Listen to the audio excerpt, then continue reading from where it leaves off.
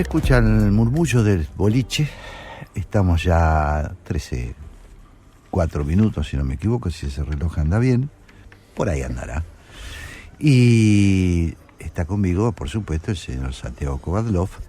Es un momento muy especial para nosotros, porque acá empezamos a sacar conclusiones, aportamos ideas, sobre todo Santiago aporta ideas. Yo trato de acompañarlo con la guitarra. Y bueno, estamos en eso. Sí, Jorge, mira, sobre vos tendríamos muchas discrepancias, pero no voy a abundar ahora en ellas porque los oyentes no tienen la culpa en cuanto a tu presunta falta de ideas. Y de guitarrista, no a la manera de Alberto Rojo. No, qué lindo personaje. Extraordinario, qué enriquecimiento tan grande es también para nosotros, y es bueno que nuestros oyentes lo sepan. Poder aportar a quienes nos escuchan la presencia de figuras que robustecen con su talento, su sensibilidad y su formación la identidad de una cultura nacional, en el mejor sentido del término. Lo cierto es que hoy estamos, sí, aquí, en el Café La República, muy conmovidos por la trayectoria del programa que se fue desplegando a través de 3 voces, la tuya misma, Jorge, en tu editorial, la de Marina Rosenberg, como expresión de la labor de la Liga Antidifamación, y la del propio, claro está, la del propio Alberto Rojo, físico y artista, hombre de todos los tiempos, ¿no? Yo me lo imaginaba a Leonardo sentado frente a él, a Leonardo da Vinci, y decía, qué bien se hubiera sentido Leonardo con este hombre cuya versatilidad es capaz de expresar algo tan esencial que tenía Leonardo, que es una curiosidad infinita. Y eso se notaba en Alberto, claro. Una curiosidad infinita. Sí, qué sensibilidad el tipo, ¿no? Extraordinario. Qué sensibilidad. Y me gustó mucho, bueno, ya lo vamos a hablar en algún momento, esta cosa de la ciencia como arte, me gusta muchísimo. Nosotros tenemos una imagen totalmente distinta, nosotros no, perdón, el común de la gente, ¿no? Sí, cuando vos llamas a alguien, llamamos a alguien serio, un científico, no es así, no está ajeno a la sensibilidad de la ciencia, aunque muchos científicos también dan esa imagen. Bueno, suelen darla porque a veces los devora mucho más la tecnocracia que se desprende de su práctica, pero en el campo de la investigación, cuando hablas con un astrónomo que tenga justamente esa sensibilidad trascendente, abierta a los enigmas con los que convive. Escuchás a un artista, si por artista entendemos a alguien que es capaz de ir más allá de ese semblante previsible que tiene la vida a través de una familiaridad excesiva con las cosas. Claro, ¿cómo uno va a ser poético, estar mirando las estrellas, estudiando las estrellas? No, ¿cómo? Es imposible hacerlo pragmáticamente. Claro, que la frase, por ejemplo, estamos avanzando en el conocimiento del infinito. Claro. Infinito. Avanzando en el conocimiento del infinito. Verdaderamente, la sensibilidad poética no remite exclusiva ni primordialmente a un género literario. Remite a un posicionamiento subjetivo ante lo que hay de estremecedor en el hecho de ser testigos, al menos por una vez, en tanto vivimos, del enigma fantástico que encierra y es la realidad. Borges lo decía siempre, permanentemente, que el asombro que despierta el hecho de estar ante las cosas que parecen naturales barre con esa familiaridad y nos coloca ante la intensidad del descubrimiento de presencias como las de una tarde, las de la luna, las de un jardín. Qué interesante. Es un tema que vamos a volver en este programa. Me parece muy interesante. Yo creo que sí, porque por lo que vos señalás, que es la hermandad profunda entre arte y ciencia. Claro. Y vamos a invitar más científicos para hablar de arte. Muy bien, y del arte que ejercen haciendo ciencia. Exactamente. Me apasiona, me parece que a los oyentes también les debe pasar lo mismo. Creo que sí. Vos sabés que hoy justamente, y después vamos a hablar en el momento en que nos parezca oportuno, un ratito, te quiero contar que volví a invitarlo hoy a nuestra mesa Sí. Albert Camus. Mira. Sí, aceptó inmediatamente. Qué bien. Aceptó inmediatamente. Qué bien. Mira, Bueno, vos tenés una relación importante con él, ¿no? sí, lo conozco bastante, a veces me responde, otras veces me escucha con resignación, pero lo que es verdad que se cumplieron este año 110 de su nacimiento. Ujú. Parece mentira, un hombre que murió a los 47 años en un accidente terrible, que murió a los 47, que cuando tenía 44 años recibió el Premio Nobel de Literatura a los 44 años. Increíble. Pocos, si es que los hubo, más jóvenes que él para recibir una distinción como esa, y que publicó algunas de sus reflexiones fundamentales desde el punto de vista ético en los años de la resistencia contra la invasión nazi a Francia, en la revista Combat. Esos ensayos publicados, esas columnas de él en la revista Combat, que se editaba clandestinamente, en el año 46 se reúnen en un volumen que llamó, mirá qué título sugerente, Ni víctimas ni verdugos. Impresionante. Ni víctimas ni verdugos. Pero antes, ¿sabés qué? Me gustaría mucho recordar Sí. a Monterroso en tu editorial, en tu columna, Dios. Mirá. Cuando El cuento despertó- más breve del mundo, ¿no? Así considerado. Así Hay uno ahí de Kafka que tiene una letra más.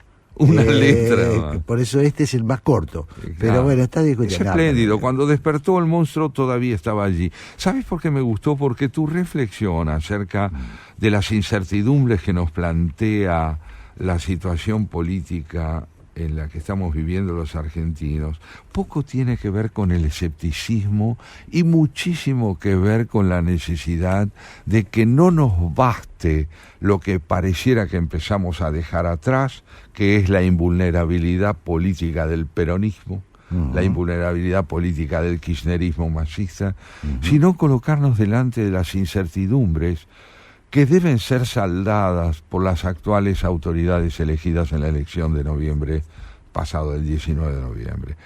Es imprescindible que una nueva, yo te diría, extenuación no reemplace a las que hemos tenido hasta aquí. No podemos extenuarnos en la incertidumbre. Esperamos con avidez la definición de los cuadros políticos que van a tener a su cargo la conducción de la nación. Asistimos a contradicciones, a movimientos vertiginosos de intercambio de figuras que son fugaces. Y claro, se acerca el 10 de diciembre y nuestro mejor deseo en relación al nuevo gobierno es que haya firmeza y estabilidad en sus elecciones programáticas, en sus elecciones de las figuras que han de representar el cambio indispensable que augura la fuerza gobernante, pero al mismo tiempo estabilidad ganada a través del diálogo con aquellas fuerzas que también forman parte de la realidad política del país y que no están de acuerdo con la preservación de la corrupción, sino todo lo contrario. Yo me atrevería a decir, Santiago, que estamos ante el mayor desafío a la imaginación que yo recuerde en cuanto a un gobierno. El mayor desafío a la imaginación. Con esto no estoy diciendo nada, no estoy haciendo juicio de valor. Digo, tenemos más dudas que certezas, ignoramos más de lo que conocemos. Esto no pasó muchas veces en la historia. Por eso es que somos cautelosos, sabiendo que, por supuesto, deseamos lo mejor, deseamos que al gobierno le vaya bien. Estamos viendo cosas raras.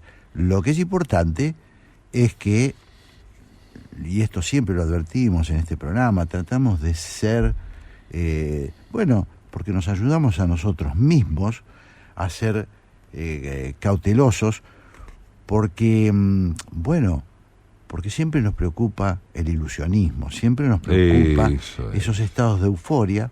Entonces me parece que lo que pasó el domingo pasado, si hay una sola cosa que está clara, es que la enorme mayoría de la población argentina le dijo no al gobierno que está terminando.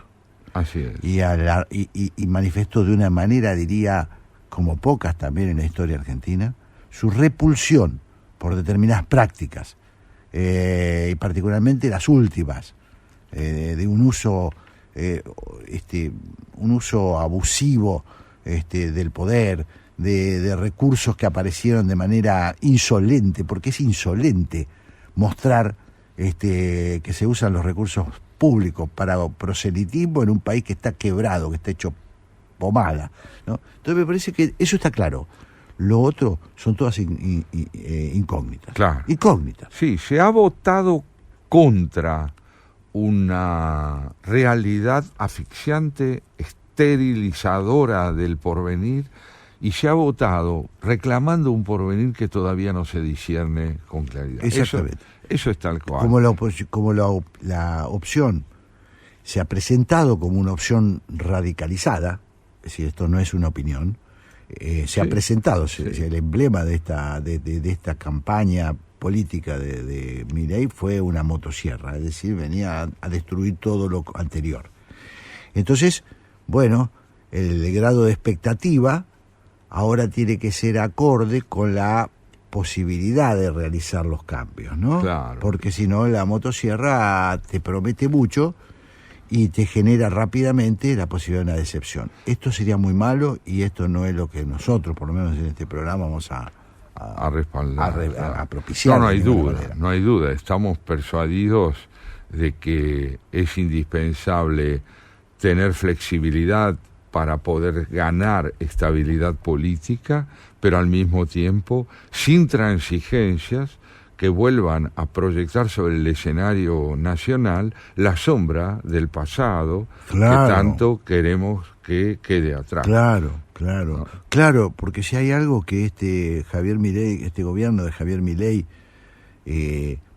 prometió y sería bueno que cumpla, es dejar atrás al kirchnerismo. Claro. Pero no porque nosotros tengamos algún encono con el kirchnerismo, sino que nos parece una práctica política claro, nefasta. Exactamente. Nefasta, que nos hizo daño, que malogró buenas cosas, buenas causas, que nos enfrentó a unos a otros por malas cosas. Mira, si hay una palabra que usaría es esta: empobreció no solo económicamente al país, lo empobreció en todo sentido, lo vació de contenido, de identidad y de cultura, porque privilegió la ideología, la arbitrariedad, la unilateralidad, el despotismo.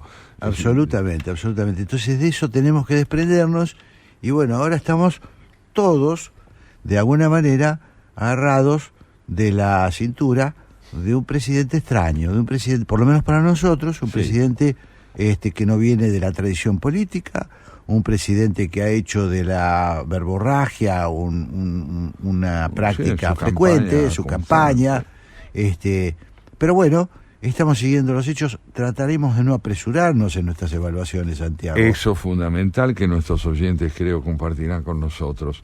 No vamos a abrir juicios sobre una gestión que aún no se perfiló. Exactamente. No vamos a abrir juicios sobre la composición de un gobierno que aún está indeterminada. Claro, pero sí, dicho sea de paso, todavía no asumió. Nosotros, claro, la Argentina es tan vertiginosa, Santiago. Votamos el domingo pasado, parece un siglo, ¿no? Pero si no vamos a abrir juicios sobre lo que aún no tiene un perfil claro, tampoco vamos a dejar de expresar nuestra inquietud sobre la necesidad de que, a medida que se acerca el 10 de diciembre, tengamos la impresión de que las decisiones programáticas y la elección de los funcionarios se afirmen. Totalmente. Bueno, ¿oímos algo? ¿Escuchamos algo? Dale, vamos, Andresito. Y después vamos, volvemos Gaby. con Camus. Con Gaby, siempre le digo a Andrés, no sé por qué le digo a Andrés, ¿no? La que tiene acá el poder es Gaby. La linda Gaby. Durante más de 20 años de una historia demencial, perdido sin recurso como todos los hombres de mi edad, en las convulsiones del tiempo, solo me ha sostenido el sentimiento hondo de que escribir es hoy un honor, porque ese acto obliga, y obliga a algo más que a escribir. Me obligaba esencialmente, tal como yo era y con arreglo a mis fuerzas, a compartir con todos los que vivíamos una misma historia, la desventura y la esperanza. Esos hombres, nacidos al comienzo de la Primera Guerra Mundial, que tenían 20 años al tiempo de instaurarse a la vez el poder hitleriano y los primeros procesos revolucionarios, y que para completar su educación se vieron enfrentados luego a la Guerra de España, a la Segunda Guerra Mundial, el universo de los campos de concentración, la Europa de la tortura y de las prisiones, se ven hoy obligados a orientar sus hijos y sus obras en un mundo amenazado de destrucción nuclear. Supongo que nadie pretenderá pedirles que sean optimistas.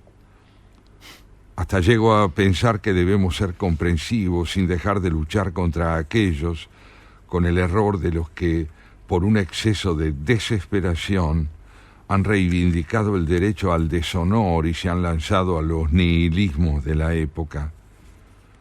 Pero sucede que la mayoría de entre nosotros en mi país y en el mundo entero han rechazado el nihilismo y se consagran a la conquista de una legitimidad.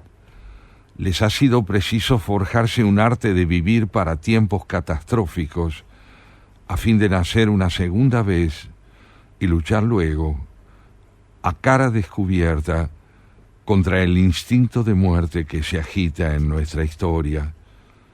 Indudablemente cada generación se cree destinada a rehacer el mundo. La mía sabe, sin embargo, que no podrá hacerlo, pero su tarea es quizás mayor. Consiste en impedir que el mundo se deshaga.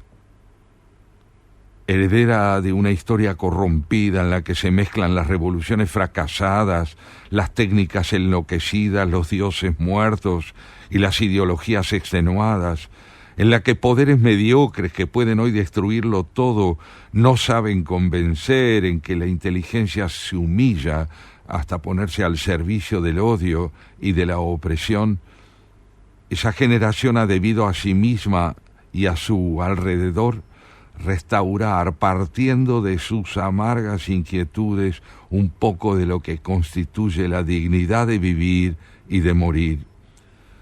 Ante un mundo amenazado de desintegración en el que nuestras grandes inquisiciones arriesgan establecer para siempre el imperio de la muerte, sabe que debería, en una especie de carrera loca contra el tiempo, restaurar, en una especie de esfuerzo sin límite y entre las naciones una paz que no sea la de la servidumbre, reconciliar de nuevo el trabajo y la cultura y reconstruir con todos los hombres una nueva arca de la alianza. No es seguro que esta generación pueda al fin cumplir esa labor inmensa, pero lo cierto es que por doquier en el mundo tiene ya hecha y la mantiene su doble apuesta en favor de la verdad y de la libertad, y que llegado el momento sabe morir sin odio por ella. Impresionante. ¿Esto qué es? Albert Camus, Sí. discurso de recepción del Premio Nobel de Literatura en diciembre de 1957, a los 44 años de edad. Increíble, increíble. Sí, es realmente apabullante. Además, qué descripción de la época, ¿no? Y qué descripción tan vigente, Santiago. Cuando él dice, eso es lo no nos tremendo. pueden obligar al optimismo. No pueden esperar de nuestra generación que sea una generación optimista, pero hay algo más grande y hondo Sí. que el optimismo, es la esperanza. Exactamente. Muy impresionante, el compromiso. El ¿no? compromiso, La, ¿no? la perentoriedad que le da. Él dice, no tenemos tiempo, no tenemos posibilidad porque estamos amenazados. Claro, está hablando en plena época del primeros tiempos. Está hablando de la posible guerra nuclear. Así es, que era una amenaza de la Guerra Fría, Exactamente. cada vez más evidente. Y esta idea que tiene Claro, porque Camus, además habla después de Hiroshima. Sí. Es decir, él sabe de qué está Él hablando. sabe de qué está hablando. Ellos, a veces uno va perdiendo noción, porque el tiempo nos hace perder noción. Ellos vieron desaparecer una parte del planeta. vieron desaparecer hueco. millones de hombres No, y mujeres en dos guerras mundiales Exactamente. que liquidaron, en los términos por lo menos de George Steiner, la posibilidad de que Europa siga siendo lo que fue. Yo creo además que él plantea de un modo conmovedor lo que es la misión del escritor. Él dice, el artista se forja en ese perpetuo ir y venir de sí mismo a los demás, equidistante entre la belleza sin la cual no se puede vivir y la comunidad de la cual no se puede desprender. Este doble juego, este vaivén permanente entre lo que la vocación exige y lo que la responsabilidad cívica plantea. Claro. ¿No? Esto lo ha tenido Camus de modo notable, y más allá de aciertos y errores, porque en el mundo de la política siempre la polémica es la que lleva adelante las disidencias y las coincidencias, más allá de eso, lo que uno puede advertir en él es la extraordinaria lucidez con que él muestra cómo es posible ser un hombre de fe en tiempos desolados. La fe entendida no como un acto de religiosidad en una entidad trascendente, sino la convicción de que la dignidad del hombre está en la insistencia con que él defiende su derecho a la lucidez y no al dogma. Claro. Claro. Esto, fíjate vos en otro fragmento de otro de estos ensayos que reunió en Víctimas y Verdugos, un libro de 1946. Termina la guerra y él publica las columnas que había ido dando a conocer en combate, es decir, en plena ocupación nazi. Claro. El siglo XVIII ha sido el siglo de las matemáticas. Perdón, el siglo XVII ha sido el siglo de las matemáticas, el XVIII el de las ciencias físicas y el XIX el de la biología. Nuestro siglo XX es el siglo del miedo. Se me dirá que este no es una ciencia, pero en primer lugar la ciencia tiene algo que ver en el asunto, puesto que sus últimos progresos teóricos la han llevado a negarse a sí misma y sus perfeccionamientos prácticos amenazan destruir toda la Tierra. Por otra parte, si el miedo en sí mismo no puede considerarse una ciencia, no hay duda de que es, sin embargo, una técnica. Lo más característico, en efecto, en el mundo en que vivimos es, ante todo y en general, que la mayor parte de los hombres, salvo los creyentes de todas clases, están privados de porvenir. Ninguna vida es válida si no se proyecta hacia el porvenir, si carece de una esperanza de madurez y progreso. Vivir contra un muro, tal es la vida de los perros. Pues bien, los hombres de mi generación y los de esta que entra ahora en los talleres y en las facultades han vivido y viven cada vez más como perros. Mirá la rotundidad del planteo, ¿no? Para enfrentarnos a una realidad que nos pide que le demos la espalda con la presunción ingenua y hasta cierto punto irresponsable de creer que de ahora en adelante todo va a andar bien porque terminó la guerra.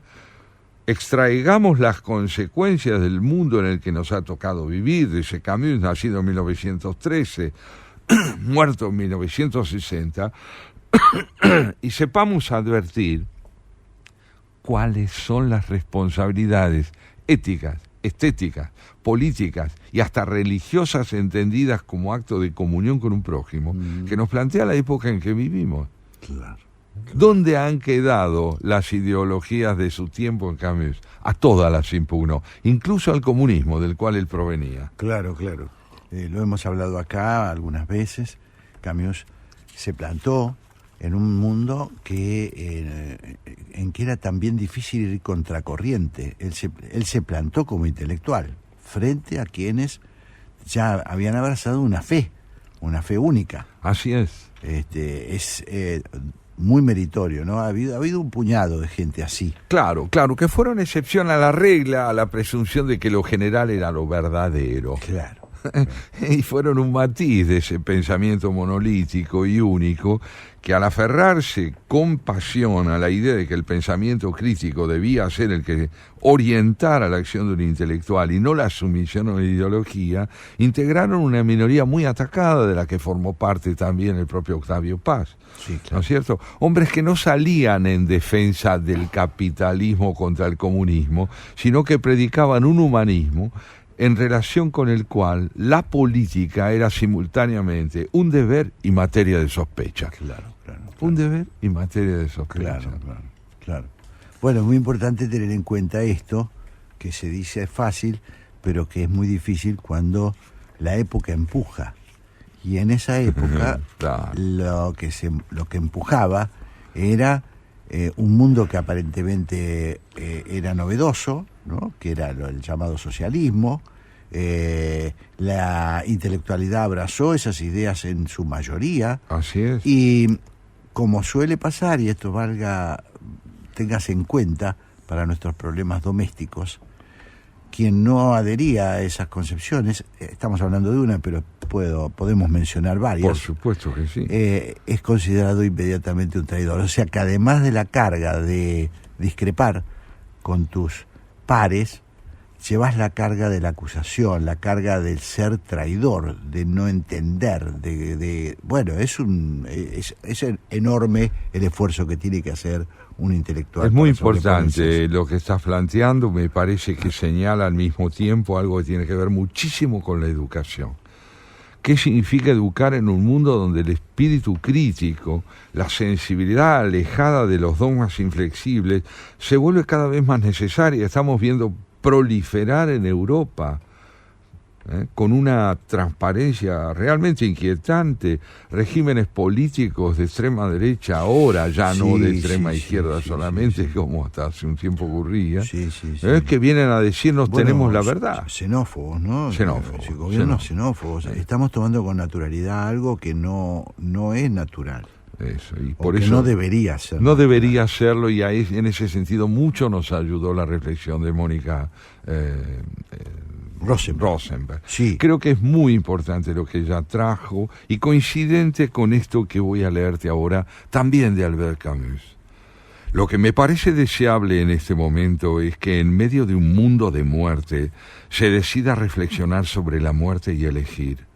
Si esto puede hacerse, nos dividiremos entonces entre los que aceptan el rigor de ser los asesinos, verdugos, y los que lo rehúsan con todas sus fuerzas. Puesto que esta terrible división existe, será al menos un progreso hacerla evidente. A través de los 5 continentes y en los años que vienen, una interminable lucha va a desarrollarse entre la violencia y la predicación. Es cierto que las posibilidades de la primera son 1000 veces más grandes que las de la última. Pero yo siempre he pensado, nos dice Albert Camus, que si el hombre que tiene esperanzas dentro de la condición humana es un loco, el que desespera de los acontecimientos es un cobarde. Y en adelante, el único honor será el de sostener obstinadamente ese formidable pleito que decidirá por fin si las palabras son más fuertes que las balas. Qué bárbaro, que además cómo escribe, ¿no? Cómo escribe. Qué hermosura. Cómo escribe Camus, ¿no? Sí. Qué notable prosista. Sí. Y lo ha sido en todo, ¿eh? Fíjate vos que, bueno, en el teatro tal vez fue relativamente más retórico que en el cuento, en el ensayo y en la novela. Pero efectivamente, yo tengo la primera edición, fanático como soy de esas cosas, es mi único fanatismo, de El extranjero de Albert Camus, editado por Gallimard en París en 1942, en plena ocupación alemana. Mirá. En plena ocupación alemana. Ese libro ejemplar sobre lo que da continuidad, si se quiere, en buena medida al espíritu kafkiano, lo que es la disolución de la subjetividad en un mundo que pide solamente uniformidad, ¿no? A través de este personaje que fue Meursault, protagonista de El extranjero. Y bueno, ahí lo tenías a Camus editando ese libro que los alemanes, estaban en París desde 1940, dejaron aparecer porque creyeron que era irrelevante. Que era irrelevante. Qué brutos, ¿no? Por suerte. Por suerte. Y bueno, por donde suerte, el fanatismo, mira, solo tiene capacidad de responder con la violencia. Sí. Qué bárbaro, qué bárbaro. Muy interesante. Si las palabras son más fuertes que las balas. Impresionante. Qué notable ideal. Sí. Qué interesante y apasionante que es Camus, ¿no? Siempre volvemos a él. Tan vigente, con esta inquietud, Jorge, que siempre reivindicamos, también como nuestra, discipularmente, que es la idea de que debemos saber que hay que vivir combatiéndose a uno mismo, como decía Cortázar. Combatir en uno el exceso de la intransigencia, la violencia que genera la intolerancia a un punto de vista que no sea el propio, y esperar, ya en el orden político, como argentinos, ¿no es cierto?, que la necesidad de combatir la intransigencia no tenga como contraparte una inflexibilidad similar. Claro. Vos sabés que me viene a la mente que una frase de Eduardo Galeano, en realidad una respuesta, que le preguntan qué es la utopía. Nosotros hemos hablado mucho en este programa de la utopía, de los riesgos de la utopía, ¿no? Y me pareció una linda definición, Santiago, porque él dice, la utopía es el camino. La utopía es el camino, no es la meta. Claro. La utopía es el camino. Es el ir en dirección a. Claro, sabiendo que la utopía, que no se llega a la utopía. Es más, no es posible No es realizarla como Exactamente. para poner fin al trayecto. Exactamente. Camus nos dice, Sí. la utopía Sí, es lo que está en contradicción con la realidad. Desde ese punto de vista, sería completamente utópico pretender que nadie mate a nadie. Es una utopía absoluta. En cambio, pretender que el asesinato no sea legitimado nunca es una utopía en grado mucho más disminuido. Muy bien. Ahí está. Muy bien. Esa aspiración. Muy interesante. Muy Fíjate que viene al interesante. encuentro de lo que Galeano nos recordaba. Claro, ¿no? claro. Muy interesante. Es el camino. Decía esperanza. Galeano, y él dice, es muy interesante encontrar el sentido práctico de la utopía. Claro, porque, muy bien dicho, la utopía es una realidad posible Claro. en la medida en que uno la entiende como una tarea constante. Claro. A partir de un ideal. Claro. A partir de un ideal. Los que se toman en serio la utopía suelen cometer grandes masacres. Claro, porque creen que la han realizado. Que exactamente. Y eso ha sido, siempre ha sido la puerta de las tragedias, han sido pensamientos utópicos. Sí, entendidos como la posibilidad de Atención reconciliar. Argentina, ¿no? Atención Argentina, siempre alertas. Eso es. Siempre alertas. Seamos prácticos para avanzar por el camino de un ideal y no dejemos nunca de renunciar al ideal, Exactamente. porque uno de los peligros más grandes que corre la idea de renunciar a un ideal es creer que lo estamos realizando de manera definitiva. Exactamente. Y logrado. Exactamente. La Exactamente. experiencia enseña a ser prudente. Sí, tal cual. Pero estas reflexiones de Camus, realmente reunidas en este volumen llamado Ni víctimas ni verdugos, que en la Argentina se editó muy poco después de la recepción del premio Nobel por parte de Camus en 1960, 3 años después, año en el que Camus iba a morir. Muerte inconcebible, 4 de enero de 1960, en un coche que iba manejado por su editor, Gallimard, se matan los dos, uno antes que el otro, Camus de inmediato, Gallimard un poco después. Qué horror esa Un accidente pérdida. que nos privó no de una obra, porque la obra de Camus demuestra por la vigencia que tiene que no quedó incompleta. Claro. No quedó incompleta. No es que hemos perdido un pensamiento que no llegamos a conocer.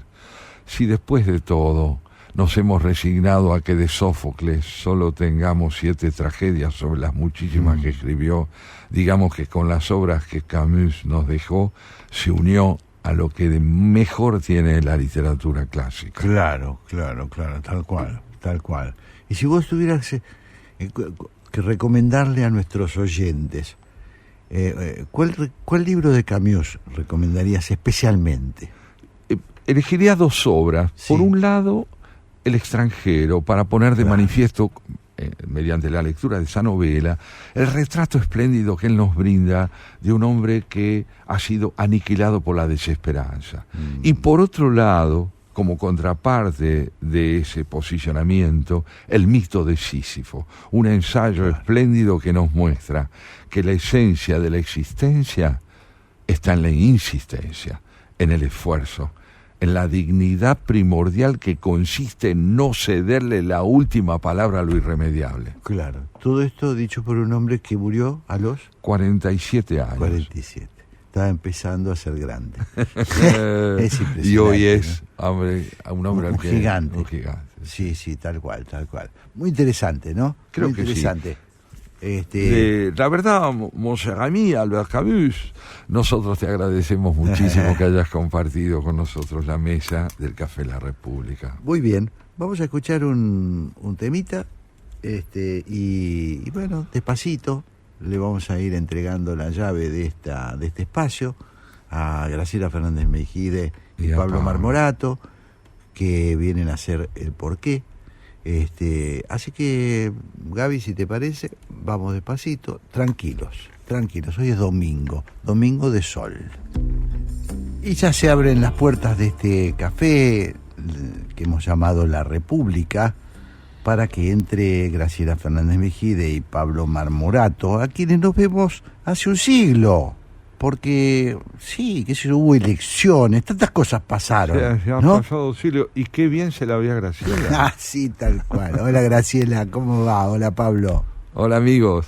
¿Cómo están ustedes? Bueno, aquí muy deseosos de cambiar ideas contigo. Muy buenas tardes. Hola, Pablo. Hola, Pablo, ¿qué tal? Estábamos conversando, saben ustedes, en la tertulia, leyendo unas páginas de Albert Camus, Graciela, a sí. quien conocerás, y si pudieras, Claro. te pediríamos hasta que nos lo leas en francés, con tu francés.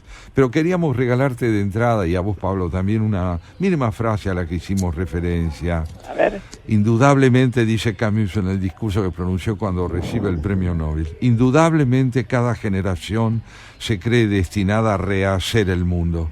La mía sabe, sin embargo, que no podrá hacerlo, pero su tarea es quizás mayor. Consiste en impedir que el mundo se deshaga. Qué oportuno, ¿no? sí, Qué oportuno. que de momento, sí. Fíjate vos, 1957, Graciela. Sí. Y muy interesante para tener en cuenta incluso lo que estamos viviendo nosotros, ¿no? Que es la irrupción de un fenómeno nuevo, de un fenómeno para nosotros desconocido. Totalmente, que nos tiene pendientes. Exactamente. Bueno, tenemos que interpretarlo, ¿no? Yo creo que ni ellos mismos saben muy bien qué son, así que hay que tener un poquito de paciencia, Graciela. No nos queda otra, yo les digo. No sé, Pablo, cómo En lo lo ves. que a mí respecta, Sí. mi generación ya... Sí. No, pero no hay que jubilarse, ¿eh? No hay que jubilarse. Mirá que hemos visto muchas veces cambios. Nosotros también creíamos, cuando éramos jóvenes, que lo nuestro era definitivo. Y que iba a ser... quiero decir, esperemos. Es un fenómeno, yo no creo que es un problema de edad, eso es lo que quiero decir. Es un fenómeno extraño, con componentes extraños. Claro. Ha irrumpido lo desconocido. Yo creo que no es solo para nosotros, para los mayores, ¿no? No sé, Pablo. Va, Pablo, ¿qué decís? Me parece que Pablo se nos fue. Se cansó. Se Acá cansó. estoy. ¿Ahí me escuchan No bien? renuncies, sí, no te Ahí me hagas- escucha- Pablito. te hagas Ahí me distraído. escuchan bien? ¿Qué opinas Sí, te escuchamos. acerca de los desafíos de Ahí este está. instante? No, lo que pasa... Bueno, la situación también es que Sí. Dale, hay que dale. aprender sobre la marcha, ¿no? Porque ya comenzamos ya hay que aprender sobre la... Bueno, sigamos nosotros, porque me parece que tiene un problemita. Pablo tiene problemas de conectividad. Sí. Sí. Bueno, pero lo que yo quería decir no es muy profundo, simplemente es esta reflexión.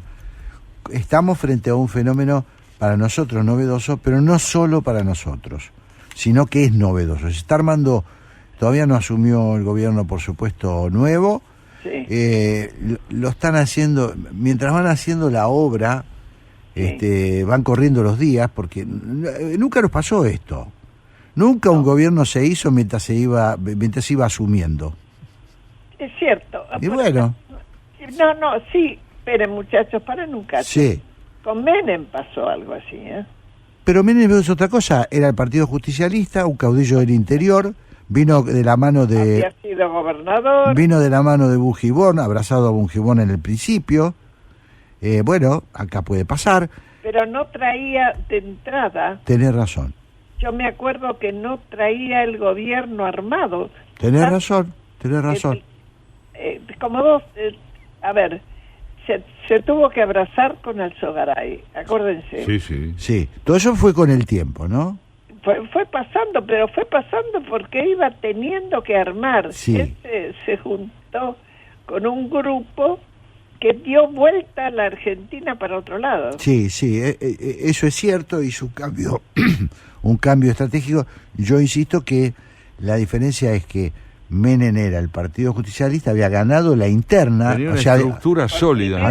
primera vez en la historia había habido elecciones internas en el Partido Justicialista. Sí, lo derrotó a Cafiero. Y lo había derrotado a Cafiero, y entonces era exótico, tenía cosas que uno podría asimilar a ciertas cosas que están pasando, pero además de patillas, era un hombre de la estructura del Partido Justicialista, del aparato peronista, había llegado, Sí. ¿no? Es de lo conocido, vamos. Exactamente. Ahí está. ¿No? En cambio eso es ahora así. estamos todos un poco perplejos, yo creo que ellos también, por eso lo digo con un poco de...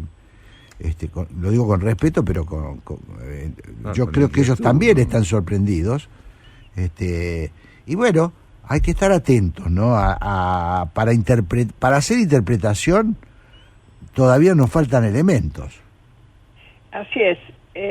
Sobre todo porque de pronto te aparecen personas conocidas Sí, que uno ha visto o cercanos o colaboradores o parte de otros gobiernos, sí, y de pronto gente que ni siquiera Píparo, por ejemplo, sí, vos no la imaginás como funcionaria. De hecho, primero le dijeron que iba a ir en un lado, después sí, la sacaron de ahí, va a ir a otro. sí, Es decir, es como un rompecabezas que se va armando, sí. pero me parece que buena parte de eso Sí. se debe a que ni Milei creía que iba a sacar tanto voto. Ahí no estoy tan seguro, ¿no?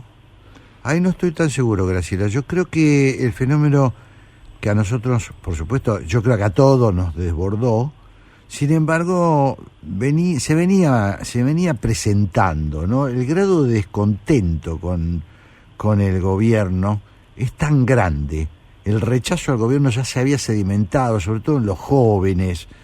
Y yo tuve experiencias, bueno, con gente conocida mía, gente de trabajo, muy humilde, que me decían, no sé qué quiero, pero quiero que se vayan. No, eso sí, pero si vos pensás, Sí, por ejemplo, que cuando perdieron la gente del PRO, sí, Patricia concretamente, sí, claro. al otro día ya estaba haciendo alianza. ¿Por qué te la ibas a esperar? No, Claro, eso no, fue totalmente no. inesperado Totalmente. y desorientador para muchos. Totalmente. Y bueno, totalmente. entonces con razón Massa decía, estoy ganando pero por una luz finita, Sí. que eran las encuestas que le daría él, Sí. y de repente no fue por una luz, fueron como 11 puntos. Sí, impresionante, Ahora, vos tenés impresionante. que preguntarte cuántos de los puntos del PRO, Sí, tanto de Patricia como Y los sí. que podría sí, liderar fueron ahí. Larreta, fueron Sí, a parar ahí. ahí hubo Una una- pregunta que tenés que hacerte, me parece primordial, es por qué te pasó lo que te pasó, ¿no? Si sos Sí. gobierno, ¿no? Y claro. Seguro. Y- Sí, eso sería interesantísimo. y que- sí, ahí Bueno, el eso sigan escuchando la radio. Bueno, ¿por Ahora qué? que ¿Quién viene? Voy a invitar, está invitado. Sí, Hemos invitado a Martín Rodríguez, sí, que es co-director y copropietario de la revista Panamá. Ah, mirá. Ajá. Y él le escribió un artículo al día siguiente, Sí. muy interesante. Ah, Sobre- qué bueno, sobre- qué bueno. ¿Y el otro invitado? Tiranos el nombre. El otro invitado es economista Sí. de la consultora Black Toro, Sí. que es Fernando Marengo. Bueno, tenemos un programón para... Original, ¿eh? Sí, Un y programa además, muy además original. pensando en lo que viene, es interesantísimo, Graciela. Les deseamos mucha suerte. Muy buen programa, Graciela. Un cariñoso saludo y Gracias. los oyentes ni se muevan. Un Chao. abrazo para los dos. Chao, Adiós. chao, chao. Chao, Santiago. Chao. Hasta el Chao, domingo. chao, Jorge. Chao, Ceci. Hasta el domingo. Chao, Chao. Ceci. Tu niño se apaga.